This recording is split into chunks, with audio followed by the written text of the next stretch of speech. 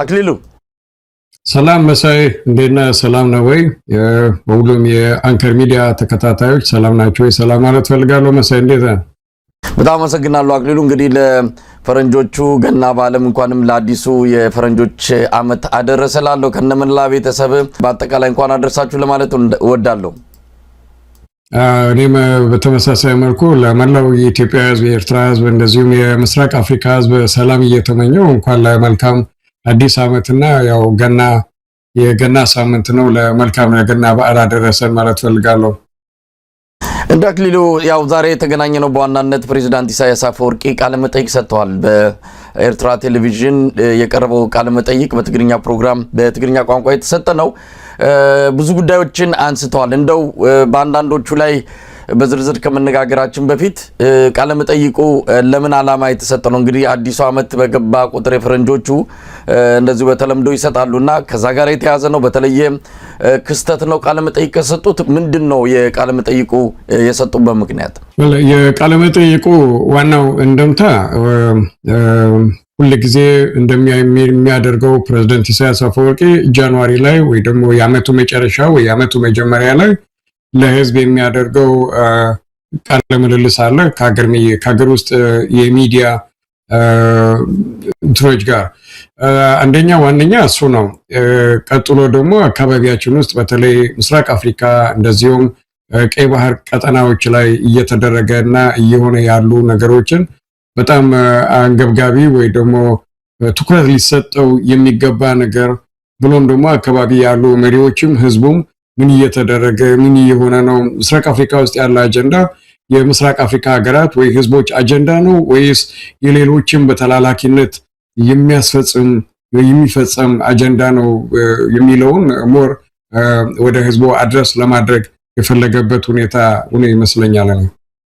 እንደው ጠቅለል ባለ ሁኔታ ምን ጉዳዮች ተነስተዋል? አሁን ያልከው የአፍሪካ ቀንድ ሁኔታ ከጊዜ ወደ ጊዜ ነገሮች እየተቀያየሩ ነው፣ አሰላለፎች እየታዩ ነው። እንደዚሁም የተለያዩ በርቀት የሚገኙ ሀገራትም ጭምር ሚና ጎራ ለይተው አንዳንድ ነገሮች እንቅስቃሴዎችን እያደረጉ እንዳለ እየታየ ነው። በአጠቃላይ ምስራቅ አፍሪካ ላይ አዲስ አሰላለፍ ይሁን የነበረ ከእንደገና የተንቀሳቀሰ በአጠቃላይ የሆነ ፍትጊያ አለ፣ የሆነ ፍጥጫ አለ። ከዛ አንፃር ፕሬዝዳንቱ ያነሷቸው ነገሮች ምንድን ናቸው? ፕሬዝዳንት ኢሳያስ አፈወርቂ እንግዲህ አድረስ ለማድረግ የፈለገው ሁለት ትላልቅ አጀንዳዎች ናቸው። አንደኛ ምስራቅ አፍሪካ ውስጥ ሰላም ምንም ምርጫ የማይሰጠውና ወደ ወይ ፈልገ ብቻ ሳይሆን ተገደ ልትገባበት ያለብህ መሆኑንና ከሰላም እጦት በስተጀርባ ያለውን የሶማልን እንደዚሁም ደግሞ የሱዳንን ወቅታዊ ሁኔታ የገለጸበት አካባቢያን አለ። ከዛም አልፎ ኢትዮጵያ ውስጥ ያለ ትግራይ ውስጥ፣ አማራ ክልል፣ ኦሮሚያ ክልል ውስጥ ያለ የሰላም እጦት የገለጸበት መንገድ አለ። እንደዚሁም በኢትዮጵያና በኤርትራ ሱዳን እርስ በርሱ ሱዳን እዛ አካባቢ ስላለ ሁኔታ በሰላም። ሁለተኛው ነገር ደግሞ ከውጭ ወይ ደግሞ ከሩቅ እንዳልከው ኢስት አፍሪካ ውስጥ የሚደረጉ ማንኛውም አይነት እንቅስቃሴዎች በተለይ በዚህች ሰዓት የኢስት አፍሪካ ወይ ደግሞ የምስራቅ አፍሪካ ሀገራት ፍላጎትና አጀንዳ አለመሆኑና ምስራቅ አፍሪካ ውስጥ ባሉ ስፔሲፊክስን ጠቅሶ ወይ ደግሞ አገር ጠቅሶ ኢትዮጵያ ውስጥ ያለ ፕሮስፐሪቲን በለው ብልጽግናን በለው አገልጋይን በለው ተላላኪን በለው ለማኝን በለው አገልጋይ የሆነበትና ቀጠናውን አካባቢውን ለማተራመስ የሚሄድበት የሚከተለው መንገድ ሁሉንም እዛ አካባቢ ያሉ እንደማይጠቅም መጨረሻ ላይ ፕሮስፐሪቲ ወይ ደግሞ ብልጽግናን ራሱ ሊጠቅም በማይችል መልኩ ህዝቡንም አገሪቱንም ሊጠቅም በማይችል መልኩ እየተከተለ ያለውን ሁኔታ መቆም እንዳለበት ለናቆመው ደግሞ በማንኛውም አይነት መልክ መረባረብ ያለበት ህዝቡም መንግስታቱም መሆኑን የገለጸበት አጋጣሚ ነው። አብይም በተመለከተ ፕሬዝዳንት ኢሳያስ ምንድን ያሉት? አንድ ሁለት ሶስት ቃላትን እንደው ጠቅሰው ነው አብይ አህመድን የገለጹበትና እስቲ ምንድን ያሉት? ከዚህ አንፃር ፕሬዝዳንት ኢሳያስ አፈወርቂ የተናገራቸው ሰነፍ የከሰረ ወይ ደግሞ ነዳይ ብሎ የገለጸው ፈሪ እንደገና ደግሞ ስግብግብ ቅሉላው ደምርሕ ሰብ ሰነፍ ጥራይ ሰነፍ ነዳይ ፈራህ ስሱዕ ሰነፍ ይልካ ሕዘ نداي الكعسب فرح بل سسع قال له كله قال سسع زين انت نقد مجلسنا زين تاخاتنا بالله اجي عدم ابقى يكون تعطو 50 يوم 50 يوم من 50 يوم اوصيهم نحن 50 لنا 50 لنا ولف ناي نداياتي ولف ناي سسعاتي ولف ناي فرحاتي ولف ناي سنفات نا نزين አራት ቃላት ተቀለል ባለ መልኩ ሰነፍ ነዳይ ወይ ደግሞ የከሰረ ፈሪ መጨረሻ ላይ ደግሞ ስግብግብ ስስታም ብሎ የገለጸበት ከዛም አልፎ ደግሞ ፕሮስፐሪቲን በለው ጽግናም በለው የፈለግን ነገር የፈለገ ስም መስጠት ይችላሉ ኢትዮጵያ ውስጥ ያለው ወይ ደግሞ ኢትዮጵያ ውስጥ ያለው ገዢ ፓሪ የድሩዬዎች ስብስብ እና በማንኛውም አይነት መልክ ለሰላም ወይ ደግሞ የሁለቱን ሀገር ህዝቦች የሁለቱን ሀገር መልካም ግንኙነት ተጀምሮ የነበረው እና ያለው ማሻገር የማይፈልግ እና ጧት እየመጣ መፈከር ጧት እየመጣ እንወራለን ጧት እየመጣ ለጦርነት ተዘጋጅተናል የሚል በጣም የፈሪዎችና የሰነፎች አይነት የስግብግብ የሆኑ ስብስቦች ያለበት የድሩዬ አይነት የመንጋ አይነት ስብስብ ያለበት ነው የሚለው ለምንድነው ጦርነቱ የሚያስፈልገው ድሮን አምጥተናል ብለ መፈከሩስ ምን ለማለት ነው ያን ድሮንስ ማን ነው እየሰጠ ያለው ለምን ዓላማ ነው ኢትዮጵያ ውስጥ የታወጀው ኢትዮጵያ ውስጥ ያለ ጦርነት ኦሮሞ ክልል ይሁን አማራ ክልል ይሁን ሌላ ቦታ ያለ አንሶ በእኛው ላይም ማለቂያ የሌለው ጦርነት ታውጇል ያስፈልጋል ወይ እና እንደዚህ አይነት የድሩዬዎች የጦርነትን በለው የስድብን በለው የንካ ሰላምታ ሰጣ ገባ አይነት መታደም አንፈልግም እና አሁንም ይሄን የግዴታ ስለሆነ እንጂ መናገር ስላለብን ወይ ደግሞ አስፈላጊ ስለሆነ አይደለም እንደዚህናም እንደ ጥያቄም ባይመጣ በጣም ደስ ይለኝ ነበር ነው እንዲያውም ያለው ምክንያቱም ጥቅምም የለውም ነው ያለው ጥቅምም የለውም እንዲያውም ሲመስል ድሮ በሰባዎቹ አንዳቤ ሳሊህ የሚባሉ ሰው ነበሩና ብዙ ጊዜ ሰይጣን ወይ ደግሞ መጥፎ ሰው ለክርክር ብሎም ለጠብ ብሎም ሻይን ጠጣ ቡናን ጠጣ ብሎ ይጋብዛልና የዛን ሰው ምንነት በሚገባ ካወቀው አይ ስራለኝና ሲጨርስ ደርስበታለሁ ሻዩን ጠጣበታለን ብለ ማለፍ አለብን ያለውና ይሁን እየሄደ ያለው ኢትዮጵያ ውስጥም በኢትዮጵያ ባለስልጣናት በኩል ወይ ደግሞ በብልጽግና ባለስልጣናት በኩል ወደ ኤርትራም ኢትዮጵያ ውስጥም እዛ አካባቢ የሚሄዱ ያሉ ወደ ሱዳንም የገለጸው ነገር አለ በኢትዮጵያ በኩል አድርገ የሚገባ የጦር መሳሪያ ወደ ሱዳን የገለጸበት አለና እንደዚህ አይነት የስግብግብ ወይ ደግሞ የፈሪዎች ወይ ደግሞ የከሰሩ በፖለቲካ የከሰሩ ሰዎች የሚጋብዙትን አይነት ጦርነት ውስጥ መግባት አንፈልግም ይህን ስንል ግን ይውላል አንደርላይን ያደረገው ይህን ስንል ግን ራሳችንን ለመከላከልና ጦርነት በሚመጣበት ሰዓት ጦርነት ውስጥ ለመግባት ምንም ኮሌጅ ሄደን የተማርነው አይደለም ኮሌጅ ሄደን መማርም አይጠበቅብንም በተግባር በህይወት ያለን ሰዎች ጦርነትን አልፈን የመጣን ሰዎች ነንና በዚህ አይነት ግርግር ውስጥ ለምንድነው መታደምና ማደም መጋበዝና መጋበዝ የሚፈለገው ለማንስ ጥቅም ነው ብሎ ክሊር በሆነ መልክ የገለጸበት ነውና አንዳንዴ ካለፉት 5-6 ወራት ሳየው ለመጀመሪያ ጊዜ ግልጽ በሆነ መልክ ከኤርትራ ከፍተኛ ባለስልጣን ወይ ደግሞ ከሀገሪቱ መሪ ለመጀመሪያ ጊዜ ለብልጽግና ባለስልጣናት ወይ ለብልጽግና ሰዎች እየወጡ እንደነ ዶክተር ጌዲዮን ቲሞቴዎስ እንደነ ብርሃኑ ጁላ እንደነ ዲና ሙፍቲ በዱላ ገመዳ የመሳሰሉ ለሚሰጡት ያንድን ሀገር ክብር ያንድን ሀገር ህዝብ ያንድን ሀገር መንግስት በሚነካ መልኩ ለሚናገሩት መልስ ለመጀመሪያ ጊዜ የተሰጠ ትልቅ መልስ ሆኖ ይሰማኛል እኔና ተገቢ መልስ ነው ማለት እንችላለን በዚህ አጋጣሚ ዶክተር እነዚህ አራት ቃላት ናቸው ሰነፍ የከሰረ ፈሪ ስስታም ሲሉ ገልጸዋልና ምናልባት በእያንዳንዱ መገለጫ ነበረው ሰነፍ ሲባል የከሰረ ሲባል ፈሪ ሲባል ስስታምም ሲባል ከሆኑ መገለጫዎች ጋር ነው ወይስ ምን ለማመልከት ፈልገው ነው በዝርዝር የተናገሩት ነገር አለ ሙሉ ለሙሉ በዝርዝር የተናገረው ነገር ባይኖር አንዳንድ ነገሮችን አያይዞም ለምሳሌ ከዩናይትድ አረብ ኤሚሬትስ ፍርፋሪ ወይ ደግሞ ልቅምቃሚ ወይ ደግሞ በልመና ጦርነት ውስጥ መግባት የሚፈልግ መንግስት ያለበት ስንኝ አለ። ከዛም አልፎ ደግሞ የከሰረ ያለው ወይ ደግሞ ነዳይ ያለው ለምሳሌ የባህር በርን ብንወስድ የተደረገው ቅስቀሳ በሙሉ አብዛኛው የኢትዮጵያ ህዝብ የገባው ይመስላል። ወደ እንደዚህ አይነት ጦርነት ውስጥ መግባትም አልፈለገም። ክሳራ ነው። ክሳራው በሌላው መልኩ ደግሞ ኢትዮጵያ በዚህ ሰዓት ያላት የዲፕሎማሲ ገጽታ ወይ ደግሞ የዲፕሎማሲ ኢንፍሉዌንስ የመፍጠር አቅም ኢስት አፍሪካ ውስጥ እንበለው በዓለም ደረጃ ከዚህ በፊት ከነበሩ መሪዎች ጋር ስታነጻጽረው በጣም የክሳራ ወይ ደግሞ የከሰረበት አይነት አካሄድ ነው። ሌላው በትግርኛ ፈራህ 10 በትሩ የሚባል አባባል አለ which means ፈሪ 10 በትር አለው ይባላል። እና የዶክተር አብይ አህመድ ወይ ደግሞ የብልጽግና ባለስልጣናት በጣም ብዙ ጊዜ ደጋግመው ድሮን አምጥተናል፣ ታንክ አምጥተናል፣ ዘመናዊ ታጥቀናል እና ሁሉ የማስፈራሪያ ቃላት ከፈሪ ሰው ብቻ ወይ ደግሞ ከፈሪ መንግስት የሚመጣ አነጋገር ነው።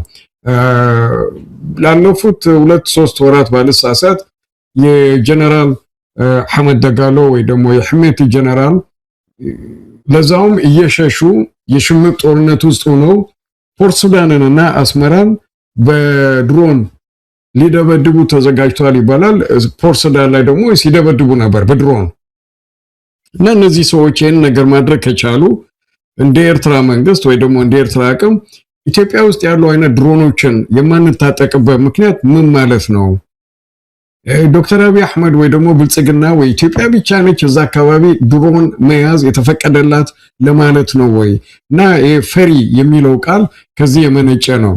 አያስፈልግም፣ ይህን ይዘናል፣ ይህን አለን፣ በዚህ እንመጣለን፣ በዚህ እንወጋለን፣ በዚህ እንወራለን የፈሪዎች አነጋገር ነውና አያስፈልግም ለማለት ነው።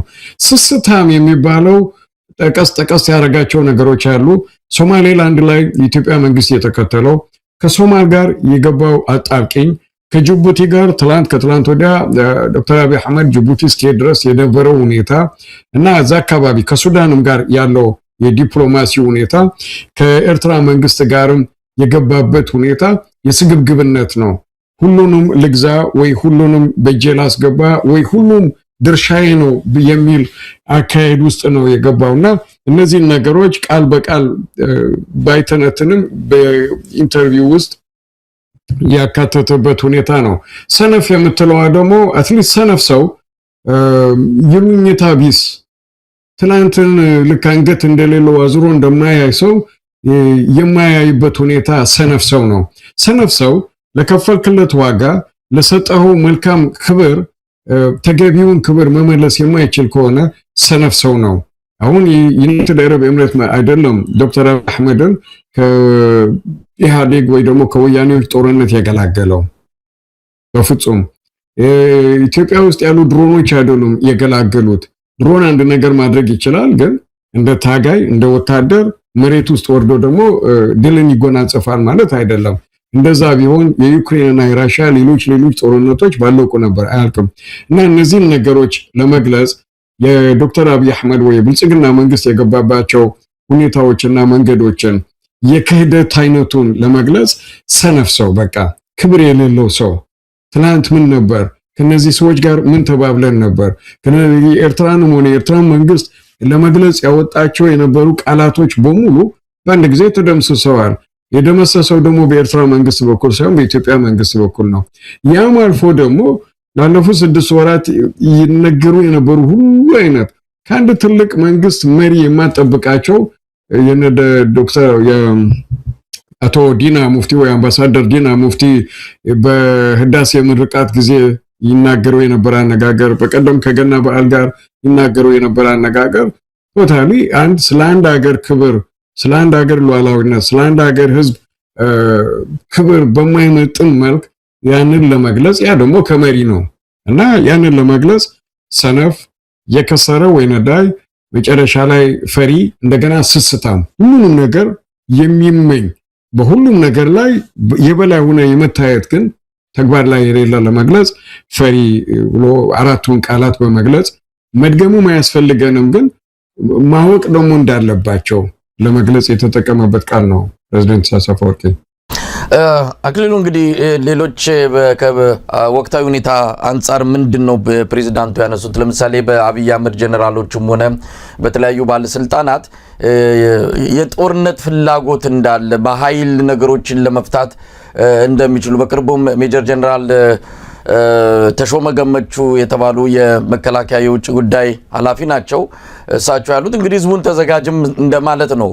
ጨርሰናል ሁሉ ነገር በኃይል ለመያዝ ይሁን ለምን እንደሆነ ተዘጋጅ የሚል ጥርም ያደረጉበት ነው። በኤርትራ በኩል ፕሬዝዳንቱ ያነሱት ነገር አለ። ስለዚህ ጦርነትን በተመለከተ ይመጣል ብለዋል። ጦርነቱ ሊካሄድ የሚችልበት ሁኔታ ወይም ደግሞ ከዛ ጋር በተያያዘ ሁኔታ ያነሱት ነገር አለ ስለ ቀጣዩ የሁለቱ ሀገራት ፍጥጫ። ስለ ፍጥጫ ወይ ስለ ጦርነቱ ሳይሆን በግልጽ የተናገረው አለ ፕሬዝዳንት ኢሳያስ አፈወርቂ ከኢትዮጵያ ህዝብ ጋርና ከኢትዮጵያ ጋር ሊኖረን የሚገባ ግንኙነት ልክ ተስፋ አድርገን ጀምረነው በነበረ የ2018 እና ቀጥሎ ለ2-3 ዓመት የሄዱ ሂደቶችን ነው የምንፈልግ ነው ያለውና በማንኛውም አይነት መልክ እነሱ ወደ ሚጋብዙን ጦርነት ይሁን ጥላቻ ይሁን ሌላ ነገር መግባት አንፈልግም ነው በግልጽ የተናገረው። በማንኛውም አይነት መልክ የእብደት ወይ ደግሞ የዱርዬዎች ስብስብ አይነት አካሄድ እነሱ የሚሄዱትን አይነት ቃል በቃል ነው ያለው አንፈልግም። እና ይሄን ስንል ግን ገፍቶ ለሚመጣ በማንኛውም መልኩ ማለት ነው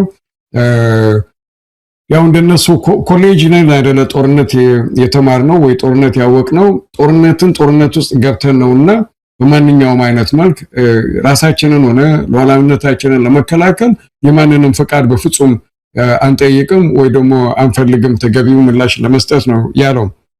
እና ጦርነት ውስጥ ሊገቡ እንደሚችሉ ወይ ደግሞ ጦርነት ሊመጣ እንደሚችል አልተናገረም።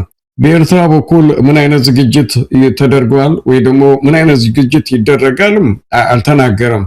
እኔ እንደሚገባኝና ብዙ እዛም እንደምታየው ሰማውም እንዳለ ግን ኤርትራ መንግስት በማንኛውም አይነት መልኩ ማለት ነው ለምሳሌ በድሮን ከተባለ ከ2021 አንስቶ ዱባይና ሌላ አገር እየላከ ቱርክም እየላከ ከ3-4 ጊዜ በላይ የድሮን ኦፕሬተሮችን ያስመረቀና በተለያየ ጊዜ ደግሞ ድሮኖችን ያስገባ መንግስት ነው። የጦር ጀቶችን በተመሳሳይ መልኩ አዳዲስ ዘመናዊ ታንኮችን በተመሳሳይ መልኩ እና እንደዚሁም ተተኳሽ መሳሪያዎች ምክንያቱም በተለይ በዚች ሰዓት ማለት ነው በዚች 2 ዓመት ውስጥ የብልጽግና ወይ ደግሞ የዶክተር አብይ አህመድ መንግስት ጧት ለሚናገሩት የጦርነት ቅስቀሳ እብድ መንግስት ካልሆነ በስተቀር በፍጹም እጁን አጣጥፎ ቁጭ ይላል ማለት አይታሰብም ማለት ነው። በተለይ ለዛውም እንደ ኤርትራ አይነት መንግስት ወይ እንደ ኤርትራ አይነት ሀገር ማለት ነውና ጦርነት ውስጥ እንገባለን ወደ ጦርነት ውስጥ ልንገባ ነው የሚል አነጋገር ሳይሆን በሁሉም መልኩ ኤርትራ ራሷን ለመከላከል ዝግጁ መሆኗን ምናልባት አብይ አህመድ ሊያደርገው ይችላል ከሚል በመስጋት ነው እንግዲህ አይካሄድም ግጭት አይመጣም የሚል ጠንካራ እምነት ካለ ለምን መዘጋጀቱ አስፈለገ? በርግጥ እጅን አጣጥፎ መቀመጥ አስፈልግ ይሆናል። ግን አሁን አንተ በገለጽከው መልኩ ጦር መሳሪያዎች የድሮን ዝግጅቶች እንደዚህ የሚደረጉ ከሆነ የጦርነቱን አይቀሬነት ያሳዩ ይሆን? ሁለት ነገር ነው ይሄን ነገር የሚገፋው። አንደኛ ኢትዮጵያ ውስጥ ያለው ሁኔታ የኢትዮጵያ መንግስት ጦርነቱን ወይ ደግሞ የፖለቲካ አካሄዱን ከኢትዮጵያ ውስጥ አውጥቶ ወደ ውጭ መላክ ይፈልጋል በማንኛውም መልክ ማለት ነው። ሁለተኛው ነገር ደግሞ የኢትዮጵያ መንግስት በዚች ሰዓት ስታየው እንደ ትልቅ መንግስት ወይ ደግሞ እንደ አንድ የ130 ሚሊዮን መሪ መንግስት ወይ ህዝብ ሳይሆን የምታየው ከውጭ ወይ ደግሞ በተለይ በግልጽ የሚነገረው ከዩናይትድ አረብ ኤሚሬትስ ልክ የሚተነፍሱትን ትንፋሽ ያክል እንኳን በፍቃድ ወይ ደግሞ በዩናይትድ አረብ ኤሚሬትስ መንግስታት ታዞ የሚያደርገው ነገር ነውና ፈሪ ካልከው ወይ ደግሞ ስግብግብ ካልከው ወይ ደግሞ የከሰረ ካልከው እነዚህን ለማካካስ ማንኛውም አይነት ነገር ማድረግ ወይ ደግሞ ለማድረግ ወደ ኋላ ይላል ብለ መገመት አትችልም። እና የኤርትራ መንግስት ዝግጁነት አንደኛ ነገር ከረጅም ጊዜ አንስቶ ስል ከ1998 97 ጦርነት በፊት በማንኛውም ሰዓት ሰላማዊ በሆነበትም ሰዓት የኤርትራ መንግስትና የኤርትራ መከላከያ ሰራዊት ከማንኛውም ጊዜ በላይ ብቁ ሆኖ ስታንድ ባይ መሆን አለበት የሚል የጸና አቋም አለ። ለዛም ነው ከጦርነቱ በፊት ናሽናል ሰርቪስ የተጀመረው። ከዛ በኋላ መለስ ብለን ብናይ ደግሞ ሁሉ ጊዜ ከኢትዮጵያ በኩል የሚመጣ የጦርነት እንቅስቃሴ አለ። እንኳን በዚህች ሰዓት በግልጽ እንወራለን የሚል በቦሌም በባሌም የሚል አነጋገር ወደዳችሁም ጠላችሁም የሚል አነጋገር በሚሰማበት ሰዓት ይቅርና በማንኛውም ሰዓት የኤርትራ መንግስት ሁልጊዜ ራሱን እንዳዘጋጀ ነው። ሁልጊዜ ዕቁር ሰራዊትን በለው ሚሊሻን በለው ታዳጊ ወጣትን በለው ሁልጊዜ ቢያንስ በ6 ወር አንዴ ወይ በአመት አንዴ ትሬኒንግ የሚወስድበት አገር ነው እንደ ኤርትራ ያለ አገርና ጦርነት ይመጣል ብሎ ከፍራቻ ብቻ ሳይሆን ሊመጣ የሚችለውን ጦርነት በማንኛውም ሰዓት ወይ በማንኛውም መልክ ለማስቀረት የሚደረግ ዝግጅትም አለና እንደዛ ነው የሚመስለው ለኔ።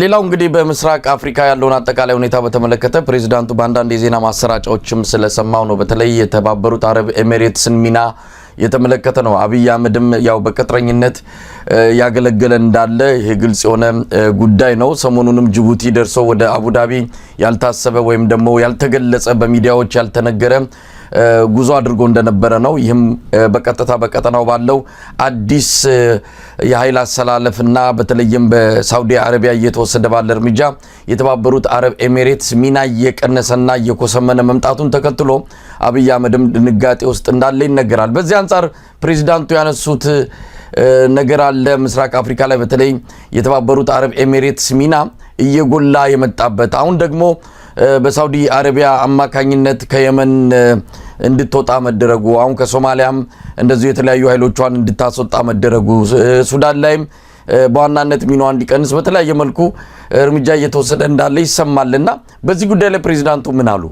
የኢትዮጵያ መንግስት በምስራቅ አፍሪካ ከዩናይትድ አረብ ኤሚሬትስና ሌሎች መሰሎች መልእክት እየተቀበለ ወይ ትዕዛዝ እየተቀበለ አካባቢውን የማተራመስ ወይ ደግሞ የመበጥበጥ አዝማሚያው በኢትዮጵያ በኩል አድርጎ ከዩናይትድ አረብ ኤሚሬት የሚመጣው መሳሪያ ወደ ሱዳን የሚገባበት ወደ ጀነራል ህሜቱ ወይ ደጋሎ የሚገባበት ሁኔታ ኢስት አፍሪካ ውስጥ የሚደረጉ ማንኛውም እንቅስቃሴዎች በራሱ ፍላጎት ሳይሆን ከዩናይትድ አረብ ኤሚሬት የሚመጡ ትዕዛዝ አስተግባሪ መሆኑን እና ይህን ለመስበር ደግሞ ሱዳን ውስጥ ካሉ ግርግርና ብጥብጥ አንስቶ ከዛም አልፎ የመን ውስጥ ባለው ለምሳሌ ምናልባት ቪዲዮውን አይተ ከሆነ ከሳምንታት በፊት መሐመድ የሚባል የሳዑዲ አረብ ፖለቲከኛ ወይ ደግሞ ተንታኝ ያቀረበው ግልጽ የሆነ መልእክት ነበርና የዩናይትድ አረብ ኤሚሬትስ ከበባ አፍንጫችን ስር እስኪደርስ ድረስ መንግስታችን አልነቃም ነበር እና ከዚህ ትንሽቷ ሀገር የመጣ የኤርትራው ፕሬዝዳንት ኢሳያስ አፈወርቂ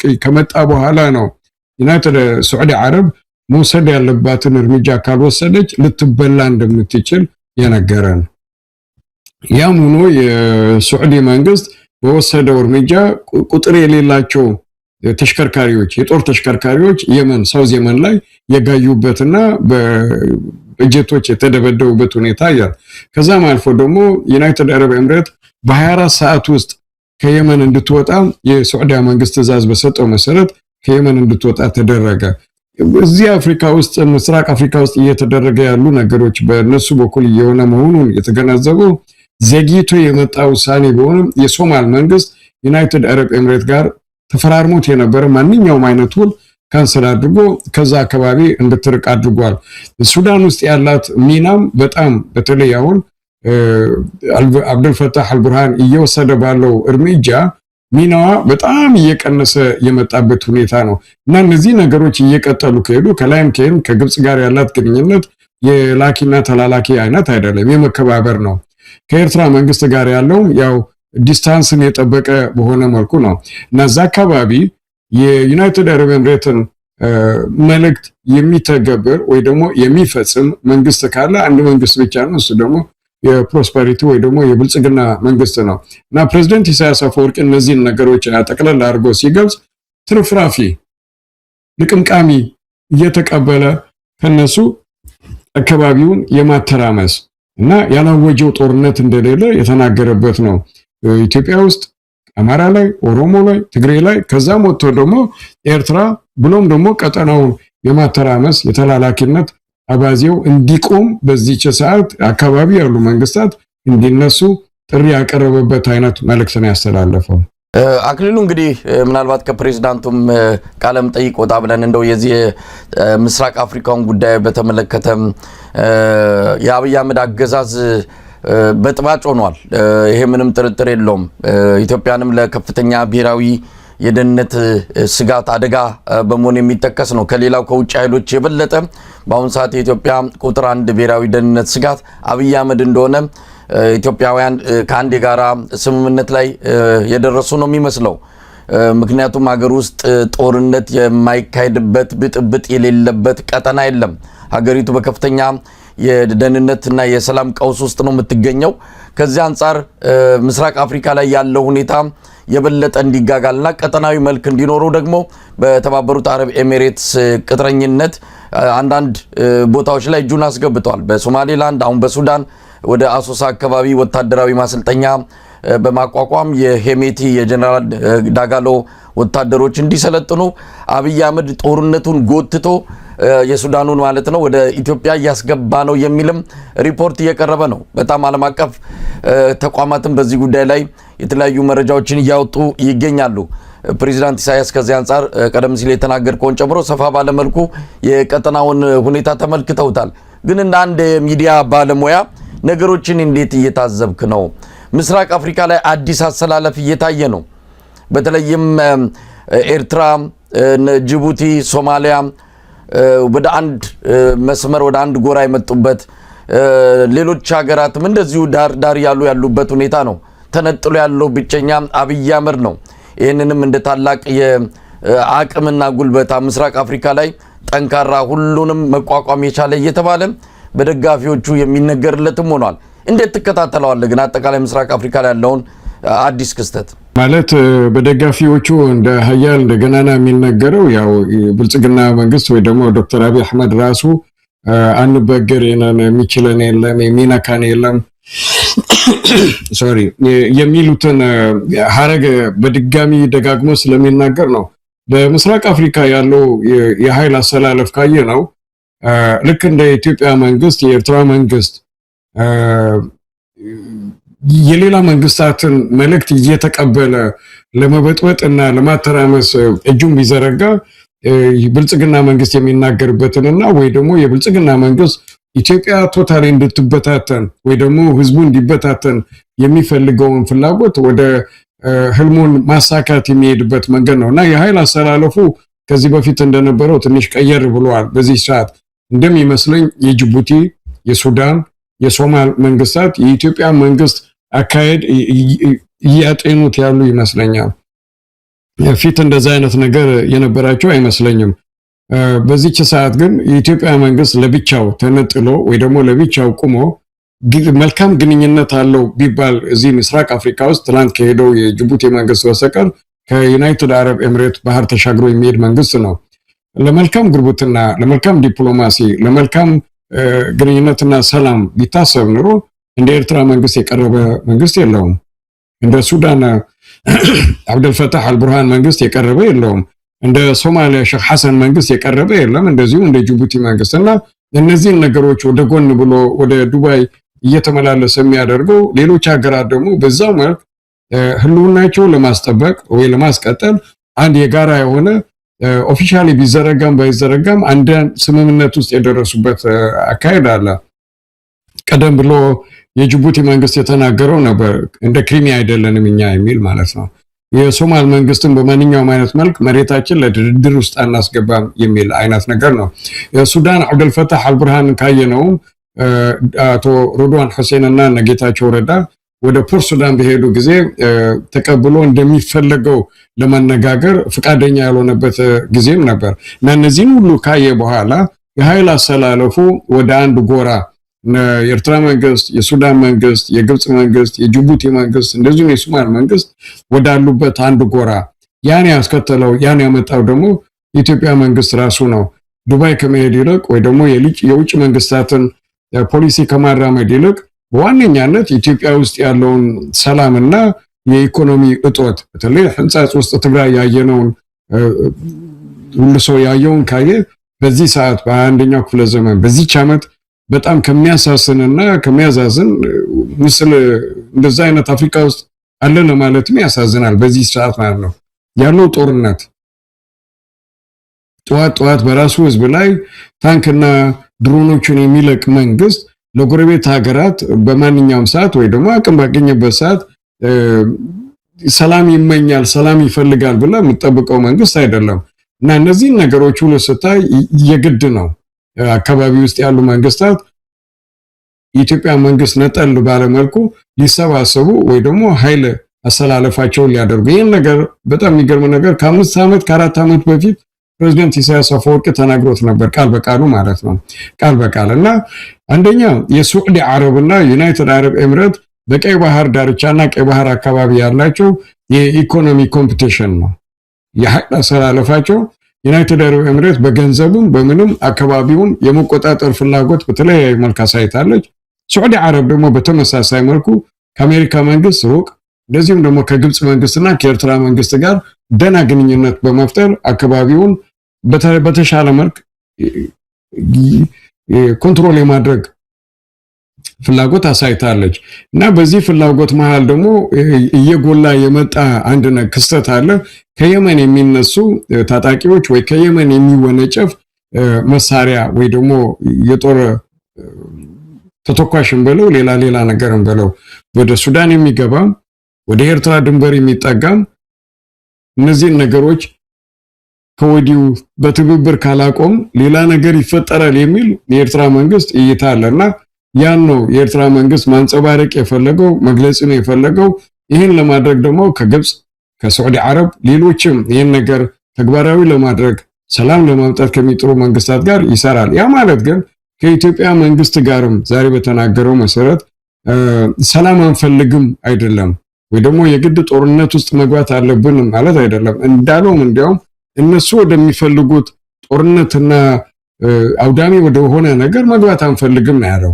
የኛ ምኞት ሁሉ ጊዜ በዚህ አካባቢ ሰላም እንዲሰፍን ብቻችን የሰላም ደሴት መሆን አንችልም አንፈልግም ሲ ኤነርጂ ጨምረን በጋራ በሰላም የምንኖርበት መንገድ እንፈልጋለን ያ ካልሆነ ግን ተገደ የኃይል አሰላለፉ ሚዛኑን መቀየር አለበት ምክንያቱም ለምሳሌ እንደነ ኤርትራ መንግስት ያጭር ጊዜ ፖለቲካ የዲፕሎማሲ እንደዚህ አይነት ነገር ሽፍት የሚያደርግበት መንገድ የረጅም ጊዜ ተሞክሮና ኤክስፒሪየንስ ያላቸው መንግስታት ወይ ሰዎች ናቸው ኢትዮጵያ መንግስት እየሄደ ያለውን አካሄድ ለጥቅማቸው ይሰሩበታል እየሰሩበትም ነው የሚተኙበት ነገር ደግሞ አይደለም እና የግድ ነው የኃይል አሰላለፍ ይቀየራል እየተቀየረም ነው ከመቀየር አልፎ ደግሞ የህሜቲ መንግስት አሁን ያየነው ኮኔ ጀነራል ህሜቲ ብዙ የፖርሱዳን ብቻ ሳይሆን ሌሎች አካባቢዎችን ተቆጣጥሮ ነበር በዚህ ሰዓት ግን የለም ምክንያቱም ሁኔታው ወደ መጥፎ ለሱዳን ህዝብ ተብሎ ሳይሆን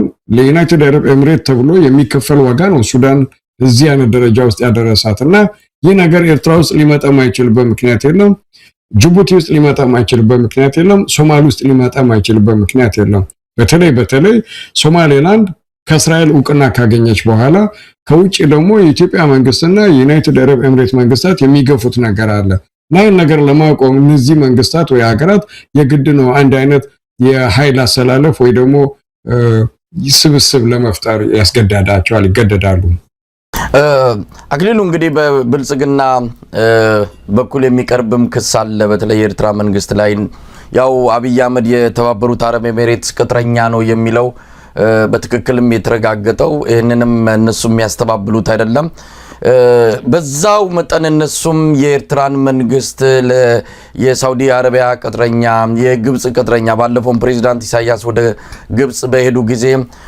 እንደዚሁ እርዳታ ፍለጋ እንደም አንድ ብልጽግና ሚዲያ አድኑኝ አትርፉኝ ብለው ፕሬዝዳንት ኢሳያስ ወደ ካይሮ እንዳመሩ አድርጎ ዜና ይሰራበትንም ተመልክተናልና የኤርትራ መንግስትስ ቢሆን ፕሬዝዳንቱ በግብጽና በሳውዲ አረቢያ ተጽዕኖ ስር አልወደቁም ማለት ይቻላል የሚል ጥያቄ ይነሳል ምን ምላሽ አለ ያ እኔ ደስ የሚለኝ ነገር አለ መሳይ የኤርትራ መንግስት በግብጽም በሳውዲ አረብ መንግስታት ተጽዕኖ ስር ገብቶ እናድርግ የሚል መንፈስ ቢፈጥርና ቢኖረው እዛ አካባቢ በተለይ ደግሞ ኢትዮጵያ ውስጥ በጣም ብዙ ነገር ሊደረግ እንደሚችል በጣም እርግጠኛ ነኝ በተለይ በዚህ ሰዓትና ባለፉት 4 5 6 አመታት ብሎም ለውጥ ከመምጣቱ በፊት በነበረው አካሄድ የኤርትራ መንግስት ኢትዮጵያና የኢትዮጵያ ህዝብ በማንኛውም አይነት መልኩ በሰላም እንዲኖር የመፈለግ ጽኑ አቋም አለው ይሄ የማይለወጥና ያልተለወጠ እስካሁን ድረስ ነው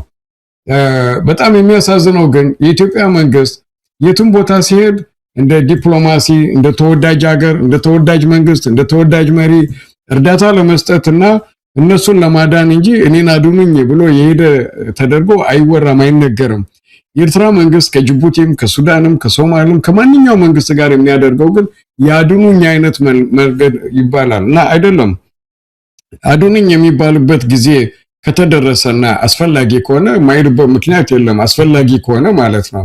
ግን የኤርትራ መንግስት በማንኛውም አይነት መልክ ከሱዳን ከግብጽ ከሳዑዲ አረብ ተጽዕኖ ስር ወድቆ መልእክት የሚቀበልበት መንገድና አኳኋን የለም። በተለይ ኢትዮጵያ ላይ ሲደርስ ነው ማለትና ማድረግ ያለበት ነገር ካለ በራሱ የሚለው ነው።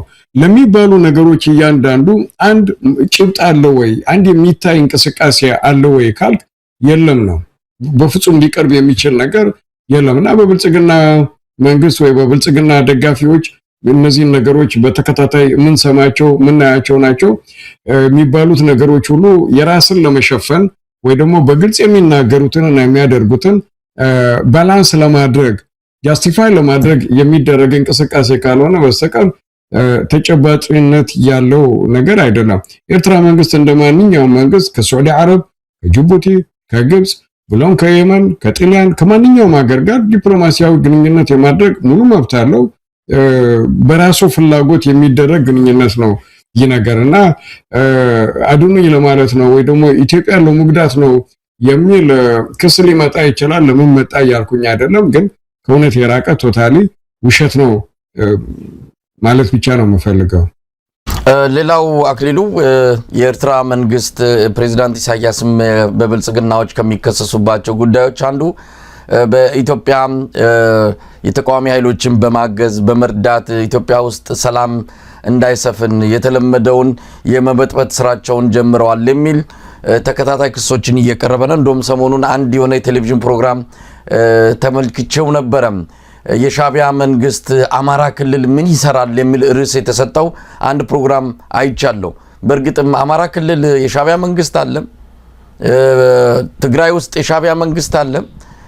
የሚቀርብባቸው ክስስ እንደው ምንም ባዶ ነው ዝም ብሎ ክስ ነው ብሎ መደምደም ይቻላል? አንዳች ድጋፍም ሆነ በአንድም ይሁን በሌላ የሻቢያ መንግስት በእነዚህ ክስተቶች ላይ እጁ የለበትም ብሎ መደምደም ይቻላል? አክሊሉ በግልጽ እኔ 100% ማለት እችላለሁ ወይ ፈልጋለሁ። 100% የኤርትራ መንግስት በራሱ በኩልም በማንኛው መልክ ማየት ይችላል ወይ መፈተሽ ይቻላል። ከትግራይ ጋር የተጀመረ ጽምዶ የሚባል ግንኙነት እንዳለ አውቃለሁ፣ ሁሉም ያውቃል። ይሄ ደግሞ ኦፊሻሊ በግልጽ የሚደረግ ነገር ነው እና ችግሩ አብይ አህመድ በፈለገው ሰዓት በጌታቸው በኩል አድርጎ ጽምዶ እንዲደረግ ጠይቆ ነበር፣ ፈልጎ ነበር፣ የተሞከረ እንቅስቃሴ ነበር። በጌታቸው ረዳ በኩል ይደረግ የነበረው ጽምዶ ግን የራሱ የሆነ ዓላማና አጀንዳ ስለነበረው የኤርትራ መንግስት አልፈለገውም። ቀጥሎ የመጣው አሁን ያሉት ሰዎች ይህን ጽምዶ ድንበር አካባቢ ያሉ ዜጎች ወይ ህዝቦች በሰላም እንዲገናኙ በሰላም ገብቶ እንዲወጡ ከማንኛውም አይነት ስጋት ነፃ እንዲሆኑ ፍቃደኛ ሆነ። የኤርትራ መንግስትን ፍቃደኛ ሆነ እና አንተ ስትፈልግ ጌታቸው ረዳ ካደረገው ሐላል የሚሆንበት ሌላው ሲያደርገው ደግሞ ታቡ የሚሆንበት ምክንያት የለም። ሌላው አማራ ክልልና ትግራይ ክልል በዚህች ሰዓት ባለው እንቅስቃሴ የኤርትራ መንግስት እጁን ቢያስገባበት እንደዚህ አይነት አንድ ቦታ የቆመ ወይ ደግሞ ትልቅ ወታደራዊ የሆነ ሌላ ለውጥ የምታይበት እንቅስቃሴ ሳይሆን ከዛ ባሻገር ሄደ ኢትዮጵያ መንግስት ከፍተኛ ፈተና ውስጥ ሊከት የሚችል እንቅስቃሴ ባየን ነበር። ምክንያቱም የኤርትራ መንግስት እጁን አስገብቶ ማገዝ ካለበት ልክ የኢትዮጵያ ወይ ደግሞ ብልጽግና መንግስት ሳምራ አካባቢ ወይ ደግሞ እዚህ አፋር አካባቢ ዳዝማተር ምን አይነት አቅምና ምን አይነት ግፊት አላቸው የኤርትራ ተቃዋሚዎችን በአፋር በኩል ለማስገባት እያስታጠቅን ነው እያሰለጠን ነው ብሎ የሚናገርበት ነው እና በዛ ልክ ማለት ነው። በዛ ልክ ከሱዳን ጋር ካለው ጥብቅ ግንኙነት ከትግራይ ጋር ካለው አሁን ሰላማዊ ሆነ ግንኙነት ከአማራ ክልል ጋር ካለው ሰላማዊ ግንኙነትና ከአፋር ጋር ካለው የኤርትራ መንግስት ያለውን ወይ ደግሞ ሊያደርስ የሚችለውን አይነት የጦር መሳሪያ ከግብጽ ይምጣ ከሳዑዲ አረብ ይምጣ ከኬት ይምጣ ተገዝቶም ይምጣ ወይ ኤርትራ ውስጥ ያለም ይሁን ለነዚህ ሰዎች ካስረከበ ኢትዮጵያ ውስጥ ያለው በተለይ ከፋኖ ጋር ያለው ጦርነት በዚህ አይነት መልኩ አንድ ቦታ የቆመ እንደማይሆን እርግጠኛ ነኝ። ግን የኤርትራ መንግስት አትሊስት ፕሬዝዳንት ኢሳያስ አፈወርቂ በህይወት እስካለ ድረስ እንደዚህ አይነት ነገር የኢትዮጵያ ውስጣዊ ጉዳይ ውስጥ እጅ አስገብቶ የመበጥበጥ ይሁን ሌላ ነገር ፍላጎት የለውም። ለምንድን ነው እንደዚህ ከብልጽግና በኩል የሚባል በተደጋጋሚ ከተባለ ግን ሁለት ምክንያት አለው። አንደኛ ውስጥ ያለውን ብጥብጥ በፋኖ እንዲህ አይነት ችግር ገጠማችሁ፣ እንዲህ አይነት አፍሪካን መቆጣጠር የሚችል አቅም ካለ ለምንድን ነው ፋኖን ማስታገስ ያልቻላችሁ እና በፋኖ እንዲህ ተደረግን ከማለት በጣም የሚያሳፍር ቪዲዮ ከተዘርግቶ ነበር። አንድ ጊዜ አይተዋል እርግጠኛ ነኝ። ብርሃኑ ጁላ መሪያችን ተማርኮ ነበር እኛም ተደርግመናል የሚል የብልጽግና ወታደሮች በብዛት የፋኖ ይማረካቸው እና ይህን ነገር በፋኖን የተማረክ ነው ከማለት ይልቅ በሻዕቢያና በሱዳን በሌሎች የተደረገ ጦርነት ነው ማለት ይቀላል። ሁለተኛው ነገር ደግሞ ያው ሚዲያ ላይ ስላለ ተከታተላል። የኤርትራ መንግስት አንዲት ቀን ከባለስልጣናት ስለ ኢትዮጵያና ስለ ኢትዮጵያ ውስጣዊ ጉዳይ ተነግሮ የሚያውቅ ነገር የለም። ጠዋት መፈክሩም ሆነ ዘለፋውም ሆነ ማንቋሸሹም ሆነ በፓርላማ ደረጃ ከፕራይም ሚኒስተር ዶክተር አብይ አህመድ አንስተ እስከ ማንኛውም በስልጣን ላይ ያለና ጦታ የወጣ ባለስልጣን የሚሳደቡት ነገር አለ። ስለ አንድ ሌላ ሀገር ሉዓላዊነትና የህዝብ ክብር የመንግስት ክብር ትልቅ የሚሆን ትንሽ የሚሆን የሀገርነት ክብር ምን እንደሆነ ትርጉሙ የሚገባቸው ሆኖ አይሰማኝም እና እነሱ በሚናገሩት ልክ አይ የኤርትራ መንግስት እንደዚህ ስለሚያደርግ እንደዚህ ስለሚል ነው እኛም ይሄን ነገር እያደረግን ያለ ነው ለማለት ካልሆነ በስተቀር ከመንግስታቱ ማለት ነው ከኤርትራ ባለስልጣናት በዚህች ቀን እችን አግኝተናል። በተጨባጭ ደግሞ ለፋኖም ይሁን ለትግራይ ኦሮሞ ስላሉ ታጣቂዎች ማንኛውም አይነት እገዛ ሲያደርጉ ይሄን አግኝተናል የሚባል ማስረጃ ያለው ነገር የለምና ከውሸት የራቀ ነው መሳይ። እንደው አክሊሉ ያጠቃለን እንሄዳለን ወደ ፕሬዝዳንት ኢሳያስ አፈወርቂ ቃለ መጠይቅ እንምጣና ስለመጪው ጊዜ የተናገሩት ነገር አለ። ምን ሊከሰት ይችላል? በእርግጥ እያየን ባለነው ያሰላለፍ ሁኔታ የተባበሩት አረብ ኤሚሬትስ እጆች ከተለያዩ ቦታዎች እየተቆረጡ ነው፣ እግሮቿ እየተነቀሉ ነው ያሉት። ያንን ተከትሎ አብይ አህመድም ያው ምንድነው የጎባጣ አሽከራ ጎንብሶ ሄዳልና ያው ተባበሩት አረብ ኤሚሬትስ ስትመታ አብሮ እሱም ኪሳራውን የሚከናነብ እንደሚሆን ምንም ጥርጥር የለውም። ለማንኛውም ስለ ቀጠናው መጻኢ ዕድል ቀጣይ ሁኔታ የተናገሩት ነገር አለ። ይሄ ሊሆን ይችላል በዚህ መልኩ መጪው ጊዜ እንዲህ ነው ብለው የገለጹበት ሁኔታ አለ። ያው ደግሞት ነው ስለ ምናልባት ደግሞት ነው ስል 2021 አካባቢ ይመስለኛል ሳዑዲ አረብ በዚህ አካባቢ ያላት ሚና በጉልህ ማሳየት አለባት። እጆቿን አጣጥፋ ዝም ብላ ተኝታለች። አቅሙም ያላት ሁሉም ነገር ያላት አካባቢው በዱርዬዎች እንዲፈነጩበት የተደረገ ሁኔታ አለ እና እኛ ራሳችንን ድንበራችንን ሆነ ባህራችንን መጠበቅ እንችላለን። ከሌላ በተልኮ ተቀብሎ ለሚመጣ ማንኛውም አይነት ግጭትም ሆነ ጦርነትም ሆነ ምን ራሳችን መከላከል እንችላለን። ግን ያ ብቻ በቂ አይደለም ብሎ የተናገረበት አጋጣሚ ነበርና በዛሬ በተናገረውም በተለይ አካባቢ ያሉ ሀገራትን እንዲነቁ ወይ ደግሞ ከዝምታቸው ወይ ከእንቅልፋቸው እንዲነቁ አይነት አድርጎ ተናግሯል። ቃል በቃሉ ማለት ነው። የውጭ ተልእኮ ለማስፈጸም እዚያ አጠገባችን ቁጭ ያለ የኢትዮጵያ መንግስት አለና ከዚህ ተግባራቱ እንዲቆም ከበባውን በጥሶ መውጣት አለብን ያለበት ነው እና ያን ከበባ በጥሶ ለመውጣት ሳዑዲ ድርሻዋን ተወጣለች። ሱዳን ድርሻዋን እየተወጣች ነው። ሶማል ቶታሊ ድርሻዋን እየተወጣች ነው። ጅቡቲ በተመሳሳይ መልኩና እነዚህ ነገሮች ሲሄዱ የብልጽግና መንግስት ወይ ደግሞ የዶክተር አብይ አህመድ መንግስት እየሄደበት ካለ የተሳሳተ መንገድ፣ የጭፍን መንገድ፣ የብደት መንገድ ማለት ሁሉን ነገር የማድረግ አቅም አለን በማንኛውም አይነት መልክ አንነኬ አንበገሬናን እና ይህንንም ማውደም እንችላለን የሚል እንቅስቃሴ ትንሽ ረገብ እንዲያደርገውና ወደ ግራና ወደ ቀኝ አይቶ ምን አይነት ሁኔታ እየተፈጠረ ነው።